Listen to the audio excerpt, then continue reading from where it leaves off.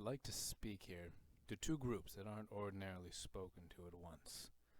I'd like to speak to you who are God's faithful, and I'd like to speak to you who prefer the title of skeptic, agnostic, atheist, or non-religious. I speak to you to address the issue of holding the veil in contempt. The faithful, by falling into this habit subtly and accidentally. Doubters, by scorning the veil's existence openly. So I have things to say to you both. First, you doubters. Please listen on, for I'm not going to do what you're used to hearing. I'm not going to throw a mountain of facts at you. Facts and arguments whose credibility you have no reasonable way of directly confirming. Arguments whose validity you have no realistic chance at affirming. You're used to hearing these. Facts and arguments in support of the Bible being divine instead of just another old book among hundreds that make the same claim. The resurrection of Jesus being a reality instead of just another old fable to add on to thousands. The existence of God being a fact instead of just another convenient fantasy of which there is no shortage. This or that miracle having actually occurred instead of being just another hallucination, hoax, or whatever that finds its way onto the nightly news fairly often. I do understand your hesitancy. I understand your hesitancy to simply dive headlong into a belief system just because someone presents to you a seemingly internally consistent argument. Why? Because today, anyone who has too much free time on his hands and access to Google can just spend all night doing some searches and gather enough evidence to supposedly prove anything he wants to prove, or to disprove anything he wants to disprove. We have access to vastly more information than our ancestors could have imagined, and yet we are by far the most confused generation that has ever existed. So we know that the mere quantity of information is not really sufficient. So I don't want to just add another voice to the confusion here. I don't want to hit you over the head with a mountain of facts and yell at you for not seeing what I see. Instead, I just want to talk to you. I want to talk to you about something called the veil. You may have never heard of the veil, because whenever you debate with believers, they probably don't bring it up. More likely, they only bring up the evidence that they, wrongly, think makes God's existence immediately obvious and manifest. But God's existence is not immediately obvious and manifest. It's not. Let that sink in. I am as strong a believer as they come, and I am openly admitting this. So what I wish to express to you is not annoyance, not anger. I want to express to you sympathy. I truly do sympathize, because I too have been tempted to ask, God, if you're there, why can't you just rearrange the stars and spell it out? Why can't you speak from the clouds directly, today, now, and settle all of these debates about you, whether you exist, and if so, what you actually want of us? Why can't you permit those who have died to come back and warn those of us who remain about what happens after death? Why can't you end all of this suffering? Why can't you just appear to all people individually, like you allegedly did to Moses, and tell us about yourself? Tell us. If you were God, wouldn't these things be easy for you to do? We can at least be certain that they would not be impossible, if there is a God. So why not do them? If any believer rebukes you for asking these questions and similar ones, and instead says to you, God's existence is already abundantly obvious in what you can see now, and he doesn't need to do any of that, well, that believer is flat out dead wrong. Because you are completely right that it seems to make no sense for God to be so hidden. You are absolutely correct that it makes no sense for there to be so much suffering and so much evil if a good and all-powerful God exists. You are so very right. But can't you at least grant for one moment, just one moment, right now, please grant me this for the sake of argument, can't you at least admit the possibility that there might be something, conceivably something to be gained through a very, very temporary lifting away of his sensible presence, through a very temporary suspension of all of the obvious proofs of him, through a very temporary seeming absence of all of the immediate effects of his omnipotence and goodness. Can't you at least conceivably grant that as a possibility? Well, that very temporary situation is what we call the veil. It's what we are in the midst of right now.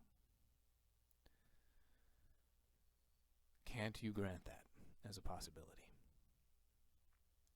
So the real, correct answer to the aforementioned what-ifs about God is short and simple: because of the veil.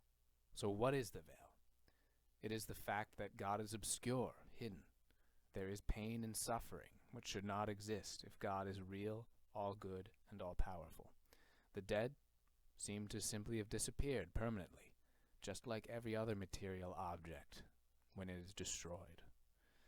God does not have a YouTube channel. He does not have a television show. He doesn't even have a physical location on this planet that you can just go to and have him clearly communicate with you his existence and what he wants of you.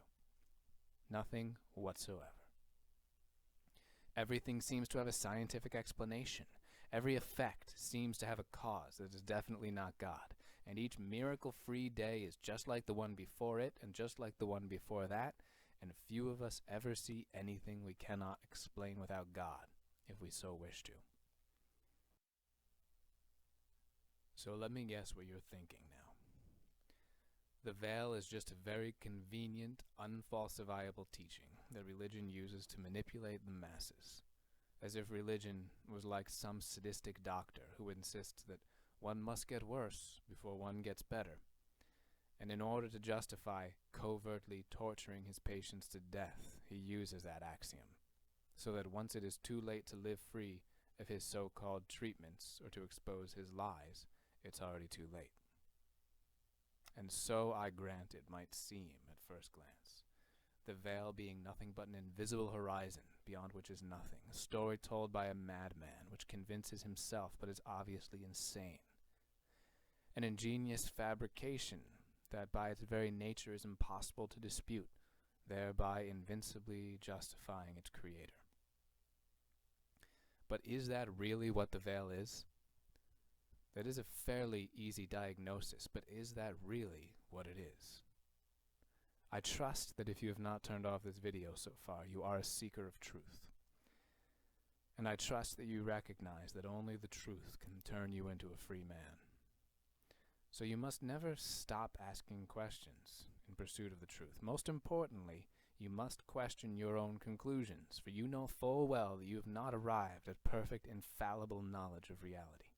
So do not arbitrarily stop asking questions once you have become comfortable. Comfort is not truth. Something working for you is not truth. So the next question you must ask about the veil is, how else could it be? How else could it be? We've already covered a whole host of legitimate objections, but it's possible to be correct in all of these objections and yet still remain totally mired in error. How? By not asking the right questions. Because as soon as you unclench your fist and simply ask with an open heart and an open mind and open eyes, how else could it be?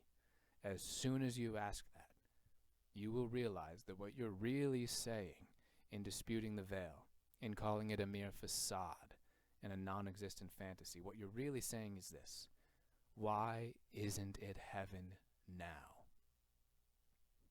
That's what you're saying. Well, I will certainly grant it is not heaven now. And what if that's the whole point? What if that is the entire point? What I'm about to say to you, you must at least grant that it is a hypothetical possibility, because it is impossible to contradict with either logic or empirical evidence what I am about to say. So if indeed you are this seeker of truth that I am trusting you to be, then do not dare contradict this. What if there was such a thing as God, and he did make the world? And what if there was something he wanted to achieve in that world, that by the very nature and definition of this desired achievement could not be achieved without a brief time during which a veil would exist? Don't bother arguing if God is real and all-powerful, he could just do that without the veil. Omnipotence does not allow for square triangles. It doesn't allow for 2 plus 2 being 5. And it does not allow for an effect intrinsically linked to a certain cause to proceed without that cause. Because even if there is a God, his omnipotence would not thereby render him capable of creating contradictions. Omnipotence can do all things, yes, but contradictions are not things.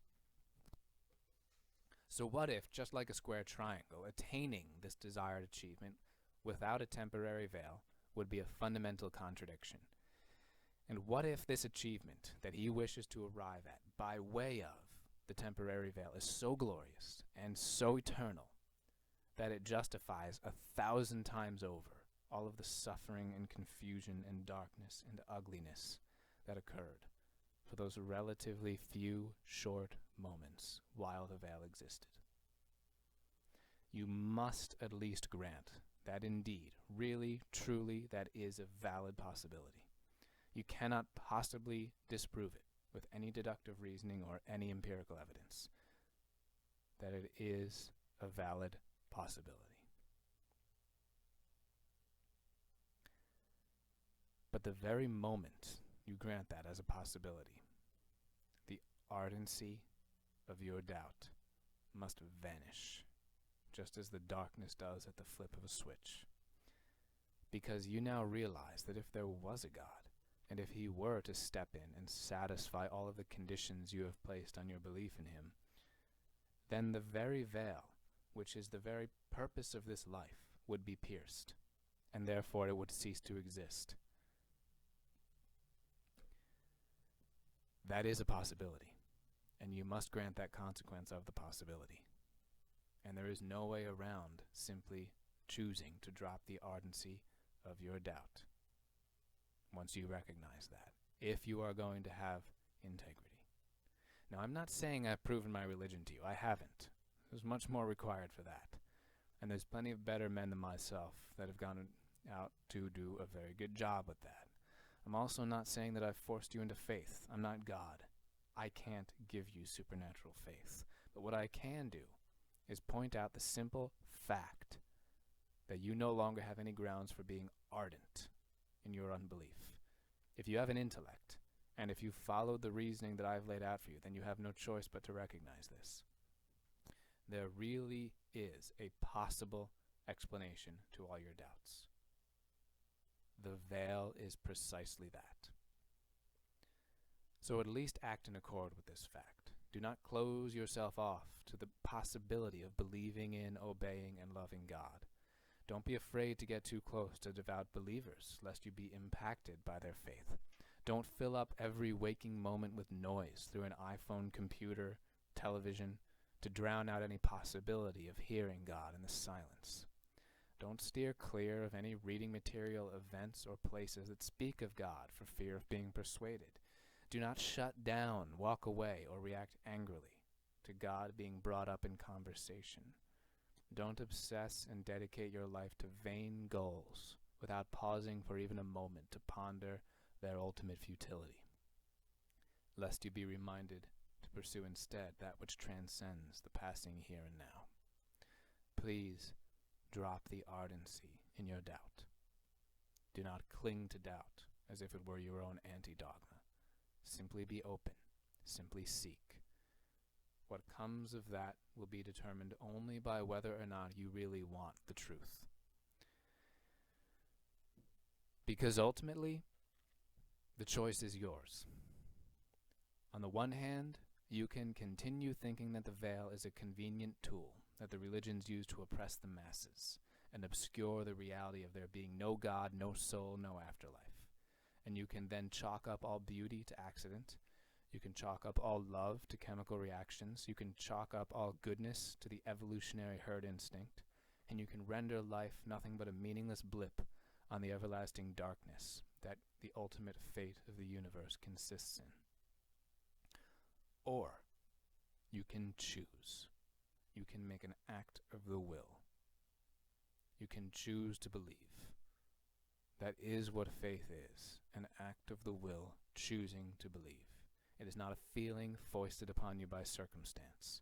You can choose to recognize that the veil is not only not a lie, but it is indeed wherein the very purpose of this life is found, because it allows us to live by faith for a few brief moments what faith promises, before faith disappears forever, and we eternally enjoy by sight what is indeed promised. Only the veil allows for that. You can choose to acknowledge with your mind and with your lips that which your heart already knows with certainty is true. That goodness, truth, and beauty are not constructs of the imagination. They are not merely subjective judgments that we foist upon things. Rather, they are absolute realities. Realities that God put in this world to point us to Him without tearing the veil. They are realities which are no more obscured by the suffering and darkness that contradict them, any more than the reality of the sun is obscured by the existence of shadows. Because the bottom line is that this is urgent. The veil won't be here much longer, and when it is lifted, you can no longer benefit from it. The day is fast approaching, where the veil will be lifted even now on this earth. And then it will be too late for many, because what you have already made yourself out to be interiorly will simply become manifest on that day. The fence will be shaken, the line will be drawn, and the sheep will be divided from the goats. Come that moment, we can no longer choose faith, because you cannot have faith in what you see.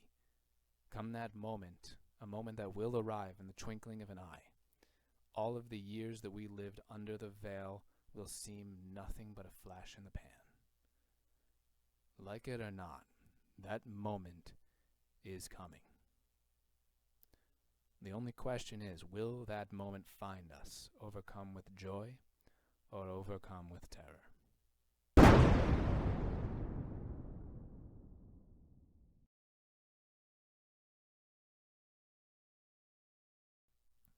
So now, you faithful, I speak to you as one friend to another, issuing the very same admonishments that I know I need to hear, because I do struggle with these same temptations. We resign ourselves indeed to the veil's existence, at least in name, and we believe, and that is good. But our deeds do not sufficiently demonstrate this belief. Sometimes they are so misaligned with the necessity of the veil that we prove ourselves just as confused as the doubters. We ask the most foolish questions. We say, why can't what I am called to do appear to me with clarity every time I just open the Bible randomly? Why can't God just bring me exactly to the verse that tells me exactly what to do? That way I wouldn't have to waste time wondering what He wants. I wouldn't have to risk doing what He doesn't want anymore. Why can't God just settle all of these debates and dissensions between serious Catholics? That way we can actually get somewhere, instead of wasting time infighting. Better yet, why can't a sharp pain enter into my heart whenever I sin? That way I know for sure when I'm displeasing God. And why can't it just disappear whenever I'm forgiven in confession? That way I'd know exactly what displeases God, and I'd know to avoid it. I'd also know exactly when I'm forgiven. Why can't God just give me visions and apparitions and locutions and signs? That way I'd be such a better Catholic, and I'd be a saint in no time, if only God were to do that for me. Why can't He just blatantly appear to me and tell me for sure that I'm going to heaven? That way I can just trust Him and be at peace. Why can't God just answer my prayers in a clear, immediate, explicit, and visible way when I offer them? We have so many questions like this, and we spend so much time fretting over them, asking them, looking for answers to them when it is not ours to find the answers to them. When we find ourselves facing a decision that requires discernment, we moan and groan against God. We complain, God, I just don't know what you want me to do.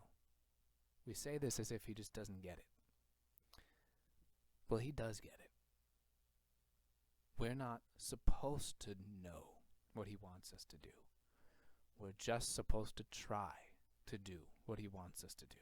And thanks to the veil, so long as our attempt is not motivated by vanity or pride or some other ulterior motive, so long as we are earnestly trying to do his will, then this pleases him more than words can say. Simply trying to do his will, instead of satisfying whatever the lust of the flesh, the lust of the eyes, or the pride of life presents to us, can be infinitely meritorious. If we only act with charity, refrain from sin, pray to know and do and live in God's will, then we can proceed with boundless peace, boundless joy, knowing that thanks to this veil, we are building up enormous treasures in heaven just by trying. Indeed, the very purpose of our brief time here is to take advantage of the fact that there is so much merit to be gained thanks to the veil, so much merit to be gained from our efforts to continually choose God's will over the self-will, even though we don't see him.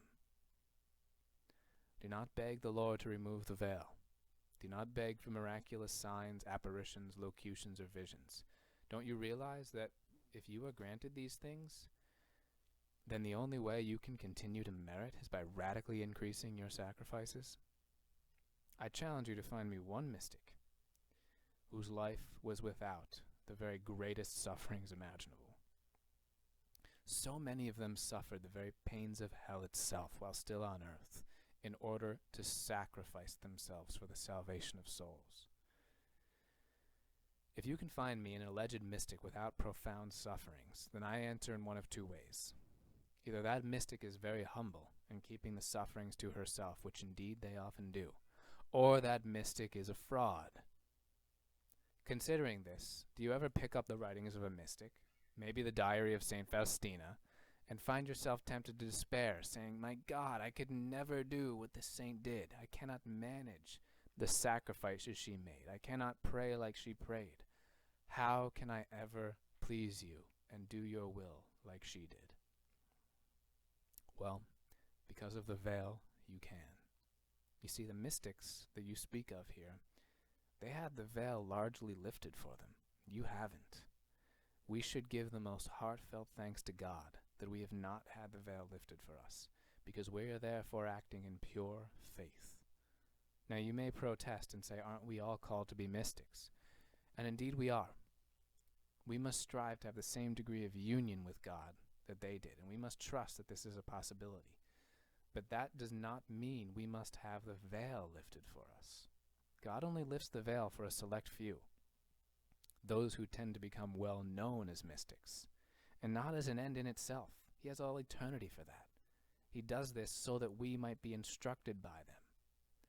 Because in and of itself, lifting the veil for a soul on this side of the grade is not particularly useful. These short few moments that exist before that time arrives exist in order for us to build up treasures for all eternity by way of the veil. Consider how great this is. You can pick up this Divine Mercy Diary. You can just pick it up and make no mistake about it. I solemnly assure you that God is giving the church marching orders for the final confrontation through these revelations. You can pick up that diary and you can make a firm act of the will to adhere to its contents, no matter how you may feel about them. And thanks to the fact that you operate under the veil, God will take the same pleasure in you that he took in St. Faustina, even though your sacrifice and prayer life will probably never hold a candle to hers. Live your life on that promise. Above all as it pertains to sacred scripture, but also as it pertains to these great private mystical revelations that are clearly deserving of our belief. But let's consider another complaint we often make against the veil. We say, God, don't you see the world? Don't you see how utterly mired in sin and error it is? Do something about it. Rise up. Give us signs and wonders. Convert the world back to you. He will do that. He will do that in his time. And indeed, we should pray that the hastening of the glorious reign of peace is achieved. But don't you realize that every day that he doesn't do that, every additional minute that he holds off, is another minute that we can build up unfathomable treasures in heaven. It's another minute we can contribute to the salvation of souls with unprecedented power. It is another minute we can snatch souls out of the fire, even temporally. Don't you realize that where sin and error abounds, grace, which is invisible, abounds all the more? Such times are the envy of saints. We can walk outside our doors every day and be missionaries, the likes of which once required joining an order or going overseas to be. Now don't get me wrong. I'm the first to go running to see when God is in his infinite goodness and wisdom deigns to part the veil slightly by way of miracles, apparitions, and the like. I thank God that he has already parted the veil in so many ways for so many people so that I can act in faith on what he gave to them. Because he hasn't parted the veil even 1 inch for me. I've never experienced so much as a single prophetic word. I am open to it, but I am fine with the fact that it has never happened because I trust the words given to others and I choose to act on them. And we can all make that choice. Remember that nothing but God's will can happen. It would be incredibly easy for him to just speak to each of us as he spoke to Moses. The fact that that is not what he does should instruct us. It should tell us something. He does nothing but that which is perfect, nor does he even allow anything but that which is part of his perfect plan. Trust that you are exactly where God wants you.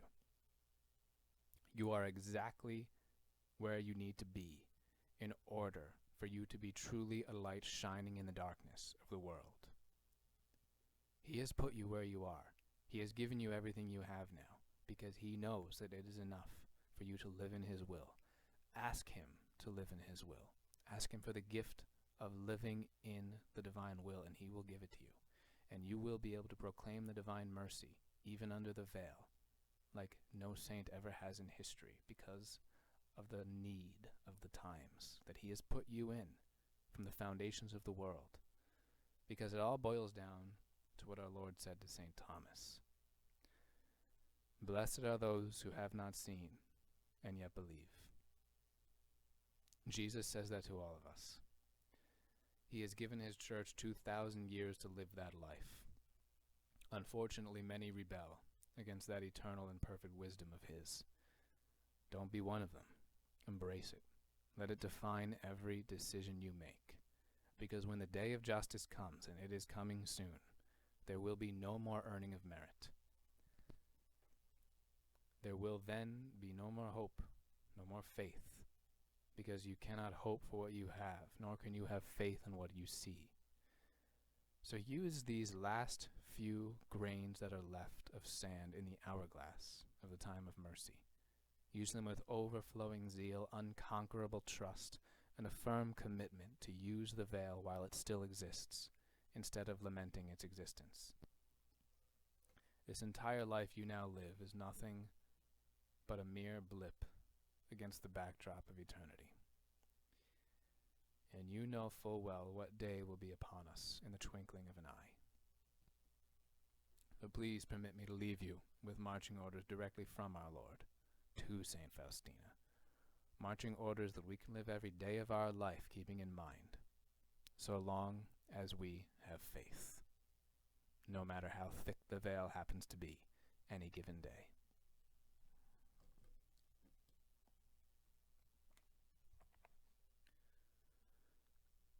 But child, you are not yet in your homeland, so go, fortified by my grace, and fight for my kingdom in human souls. Fight as a king's child would, and remember that the days of your exile will pass quickly, and with them the possibility of earning merit for heaven. I expect from you, my child, a great number of souls who will glorify my mercy for all eternity. My child, that you may answer my call worthily. Receive me daily in Holy Communion. It will give you strength.